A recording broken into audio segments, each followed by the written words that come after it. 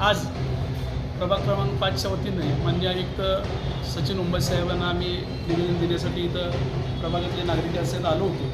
तर नुकत्याच घडलेली घटना भवानीपेठमध्ये एका लहान मुलाला कुत्रा चावून जो मुलगा दगावला, त्याच पार्श्वभूमीवरती सोलापूर शहरामध्ये मोकाट कुत्र्यांचा मोठ्या प्रमाणामध्ये वावर वाढलेला आहे. तर त्या कुत्र्यांसाठी जे काय रेबीजचं इंजेक्शन असेल, त्याचबरोबर त्याचं नसबंदीचं जे काय प्रक्रिया असेल ते तातडीनं महानगरपालिकेच्या वतीनं आयुक्तांनी ताबडतोब राबवावी शहरामध्ये.